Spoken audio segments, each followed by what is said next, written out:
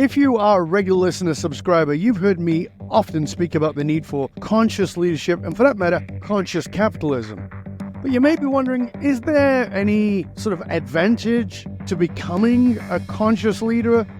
Is there any real opportunities? Well, honestly, the answer is going to blow your mind. And that's where we're going over the next 2 episodes with the co-founder and worldwide executive director of Humanity's Team, a non-profit organization, Mr. Steve Farrell. But don't let the non-profit stuff put you off. You're going to be blown away. Welcome to the Dov Barron Show. Come for the stories, stay for the learning. Join the movement of deeply curious learners by hitting the subscribe button right now. The Dov Barron Show is not just another podcast, it's your passport to unparalleled insights. Each episode features the wisdom of global leaders, scientists, entertainers, philosophers, theologians, journalists, from astronauts who've traveled the vastness of space to presidential candidates trying to make sense of a world on the brink. We dive into the most intriguing minds. For the next 2 episodes, our special guests' insights will captivate and inspire you. Hit the subscribe button now and become part of a global community. Our guest for the next 2 episodes is Steve Farrell. As mentioned, he's the co-founder and executive director of Humanity's Team, a non-profit based out of Boulder, Colorado. Now, before he was co-founder of Humanity's Team, Steve co-founded 2 technology companies based out of Silicon Valley. Each grew to $75 million in revenue. The first one did it in 10 years, the second one in 2 years. So this guy knows a little bit about growing a business. This landed Steve on the Young Presidents Organization and the Center of Wealth Creation in Silicon Valley. At the time, he was suddenly called to leave Silicon Valley behind and launch Humanity's Team. Now, think about that. It's huge. In Silicon Valley, lots of money, and then there's this pull. Humanity's Team is a global nonprofit helping people worldwide awaken to their interconnectedness through platforms such as Humanity's Stream Plus and conscious streaming services that are now available all over the world. Ladies and gentlemen, turn up the volume and help me welcome a member of the Evolutionary Leadership Council, the author of the best-selling A New Universal Dream, Steve Farrell. Welcome, Steve. Thank you, Dov. Hey, I am so pleased to be here with you and been really looking forward to being on your program. Thank you, mate. It took a while.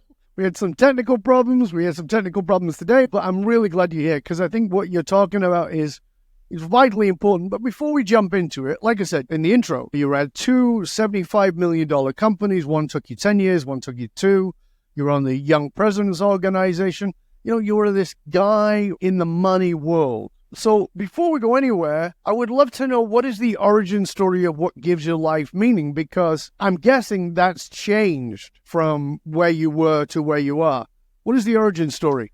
My origin story is to know who I am, and we'll talk about that, which brings in spiritual meaning, and then to be taking full advantage, and I do mean full advantage of this lifetime. Was there something that happened for you? Was there something that sort of triggered that for you? Was there an event or events? There were so many things, but the basis of was in the mid-1990s when this whole American Dream success thing was going on, and I was even experiencing things like private jets and stuff that they do in Silicon Valley, the Silicon Valley elite do. And I had a personal awakening experience where actually it started with the book Conversations with God, Book 1 by Neil Donald Walsh, but there were many other books and materials that I spent quality time with that talk about what mystics share down through the ages and that science is now affirming. As we know, quantum physics is all over the place right now with this research that's affirming what the mystics share down through the ages, that actually there's a universal consciousness animating all of life is one of the ways that is framed, or a spiritual basis that we're all emanations of, a source that we're all emanations of. So this was the thing that I spent a lot of time with that went right down into, as it might sound like, my self-identity of who am I? So did that start before you grew these 2 big Silicon Valley companies, or was it during that time, or was it after? It was during that time. So I started the first company January 1st, 1990, and then we sold that one, as you mentioned there, in 99 to NEC, and we started the second company inside of the first company. So all of that was going on at the same time. So again, was there something that's, because you've done this, you're in this, it's obviously a big, busy world, and then suddenly you're reading Conversations with God or other similar books.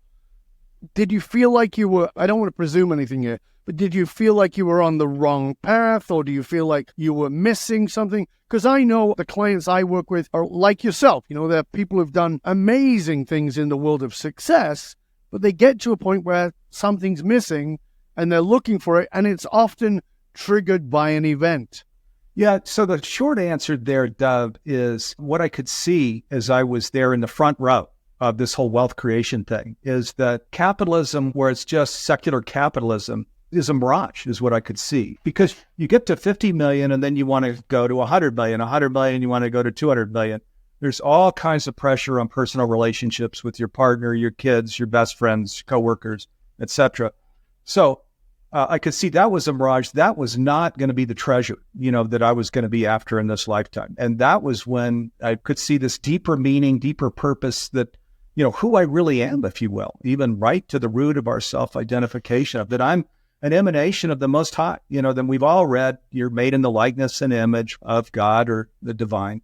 We've all read that, but it's usually, just sort of a 5-minute and over our head, and we've contemplated it and moved on. When we really study this and spend quality time with it, we realize that we don't want to do that this is really who we are. And there are all kinds of implications in terms of how we want to spend our life and what we want to do with it. I decided that I was playing a kid's game, just starting and growing companies for the top and bottom line. And I lost my passion for business. So I sold these companies. I left Silicon Valley. As you mentioned, I moved my family to Boulder, Colorado. I launched this 501c3 nonprofit with Neil Donald Walsh, who is the author of the Conversations with God books. And we've grown into the largest global nonprofit in transformational education. Wow. So you said that there came a point when your identity was challenged. This is a big part of the work that I do, is that oftentimes, I'm going to be speaking about it very soon, that the number one addiction of human beings is identity. We're very addicted to the identity we have. We see ourselves as something and we'll fight for it. And you said something that I thought was really quite interesting a moment ago, which is you realize you're playing a kid's game, yet everybody in the 50 million, 100 million, billion-dollar business world think they're playing the real adult's game. And the rest of us are playing kids' games. Talk to us about that challenge to your identity, because to be as successful as you were, you must have been pretty identified. So I go all the way, Dov. I have compassion for the billionaires of Silicon Valley because I know the sense of hollowness, of shallowness, of sugar high. And I know that they're not living the life that they would want to live because I've been there. Some of these people I count as friends, even from way back when. Whereas when we study the science, the spirituality, this even Ken Wilber, over in philosophy, these embodied practices, all of these things, where we see that we're actually part of a bigger self, you could call it, this universal consciousness animating all of life. It's real. Let me even say something that might shock your listeners and viewers, that science is saying there is no such thing as a separated self. There's no such thing. And we can go all the way back to 103 years ago when Albert Einstein shared the quote that the greatest illusion in the world is the illusion of separation. And then he had the longer quote that maybe people are familiar with, where he says, a human being is a part of a whole called by us universe, a part limited in time and space. He experiences thoughts and feelings as something separated from the rest, a kind of optical delusion of his consciousness. This delusion is kind of a prison for us, restricting us to our personal desires for a few persons nearest us. Our task must be to free ourselves from this prison by widening our circle of compassion to embrace all living creatures and the whole of nature and its beauty. And then I'll just give you one other sentence, Albert Einstein quote, which is the key here to what we're talking about in today's world. He says, no problem can be solved at the level of consciousness that created it. Okay, so all of these issues of this optical delusion where we think we're separate, even though, again, quantum physics is saying, all of the research is coming and saying just isn't so. But where our ladder is leaning against that wall and we're living from that basis, that is actually the first domino, creating all of this mess in terms of sense of isolation and exhaustion, fatigue, and of course, microcosm and macrocosm are linked. So if we're not doing well individually, well, the collective isn't either. But I'm going to push back for a minute from the point of view of the audience. And what I mean by that is there are still many people who will look at everything you're saying and go, yep, all that's great, but I live in a world where I have to pay the rent, and the rent is very expensive now. or I have to pay the mortgage, and the mortgage is very expensive now, or I have to buy groceries, and groceries are very expensive now. So yes, I can recognize that I live in an interconnected universe, that I am part of a greater whole, etc. This person's saying that they've read all the books, including Conversations with God and etc., etc.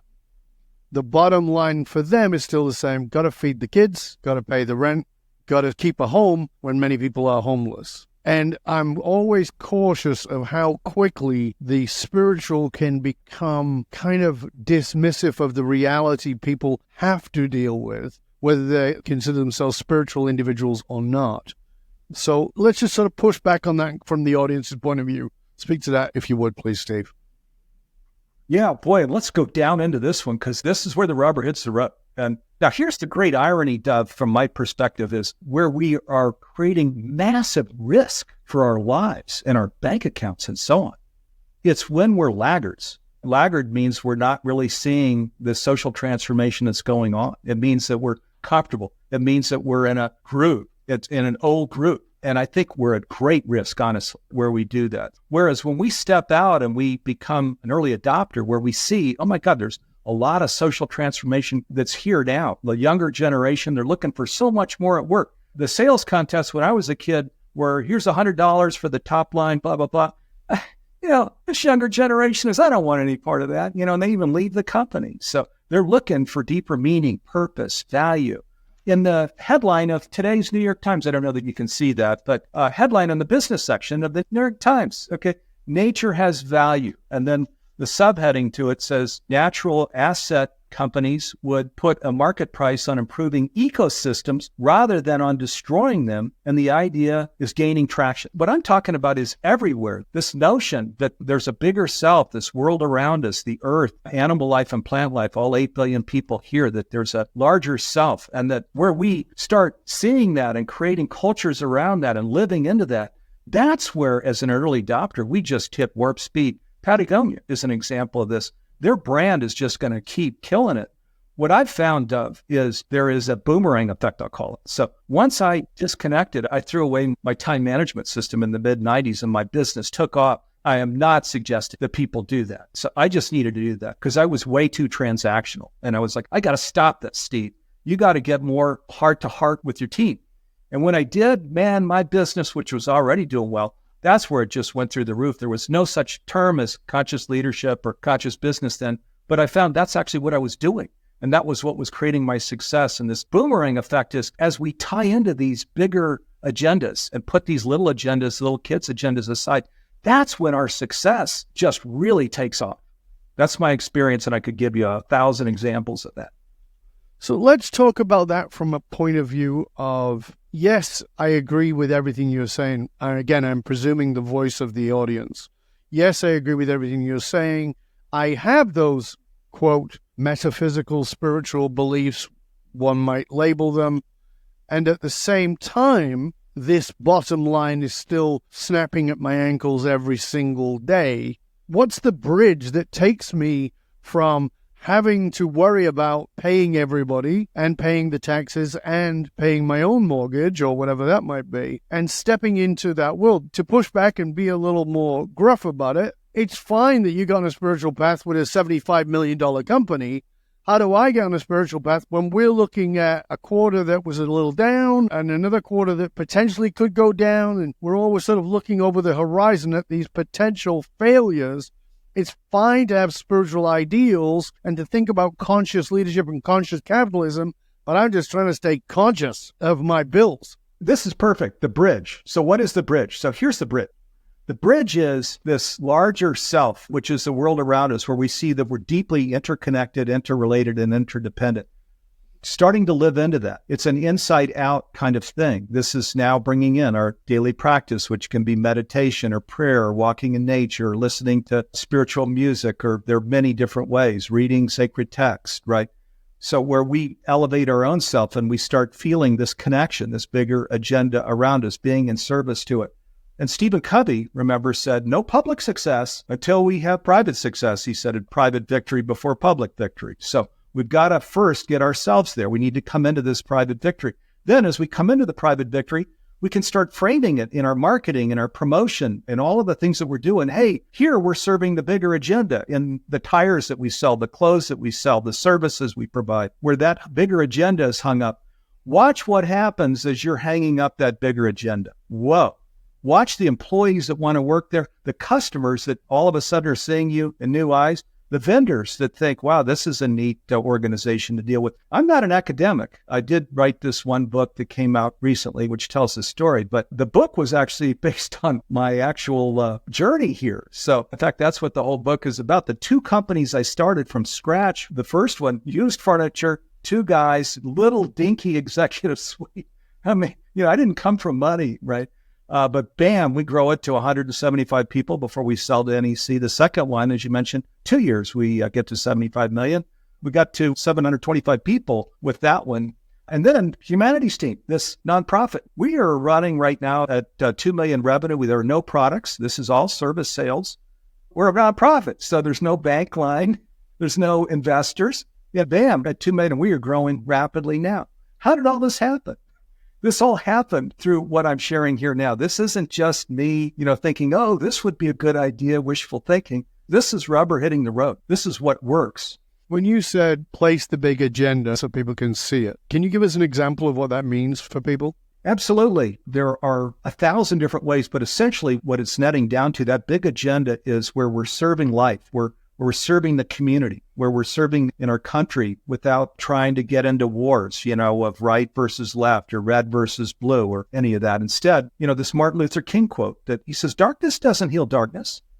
Only light can do that, right? I'm not trying to pretend I'm Jesus or any of us are, or Buddha or something, but we can just bring our best to each day of I'm in service. I'm in service to this home, to the community that I'm in. We're actually global in scale. Half of our business is outside the U.S., half in the U.S. Well, we're in service to the planet. Humanities Team is the name. And of course, we're saying, who wants to be on Humanities Team? We're in all of these sort of smaller groups and tribes and things, but we're saying, hey, has anybody noticed humanity's got an issue here?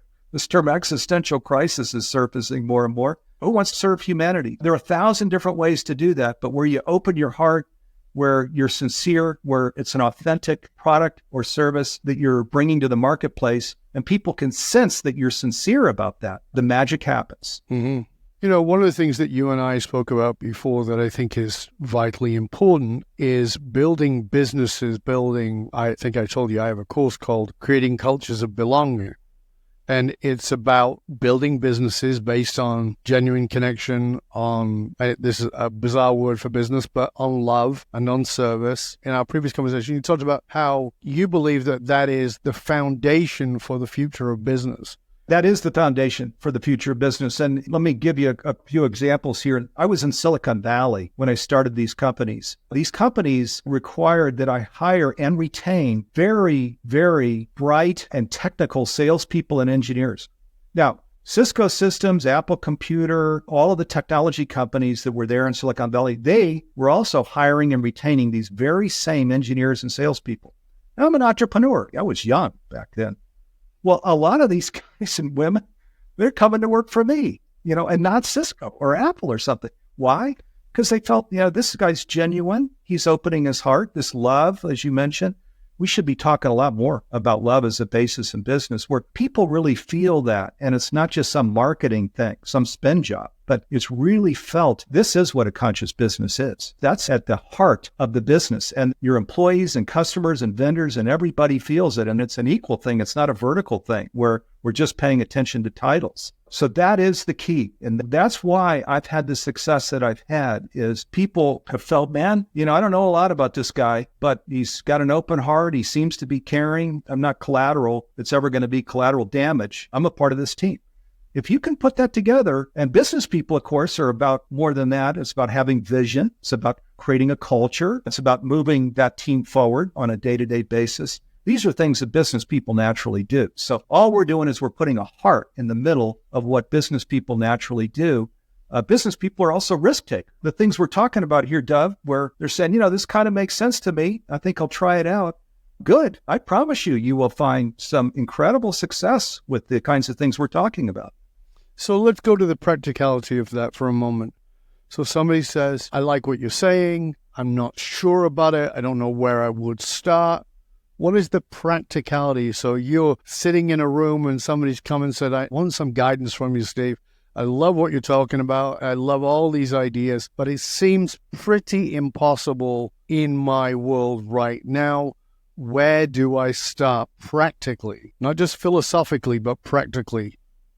So let me give you a couple of things. One, I did write a book that's inexpensive, A New Universal Dream. It tells the story, including the whole business story, A New Universal Dream. And of course, my name's Steve Farrell.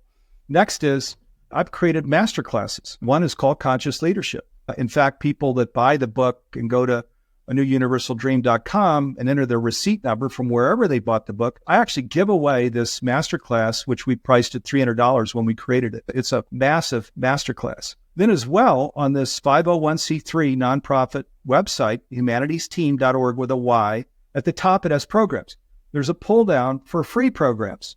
Okay, you'll see some business programs in there that are free programs.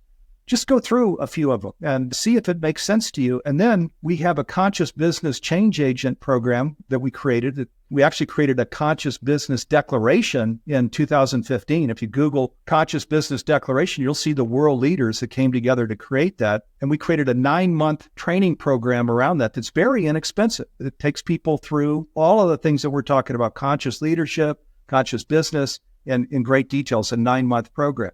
And that's just Humanities Team. If you Google other organizations, for-profits and nonprofits, there's a lot of excellent training out there right now. Yeah, I think that there is. And I want to give this person listening, watching us, this one that they can grab a hold of without going to a course or without reading a book. We definitely want people to go to those courses and read your book. But what would be like the one thing if you were saying to somebody, okay, look, you don't have a chance to get the book, you don't have a chance to get the course, do this now. If you do this now, this is going to be the first step to getting you on that right path. What would that be?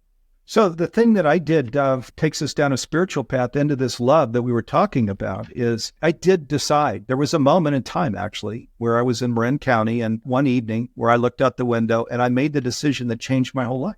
As I felt into this stuff and said, okay, I came from source. So the God of my understanding, I'm an emanation of or a son from. And once I started to let that love in, love from God, from the divine, and then created a reciprocal relationship, which is what happens. When we're loved, we always love back, right? If it's a meaningful love, right? An unconditional love. So I loved back. And once that reciprocal love thing got going and I started trusting it.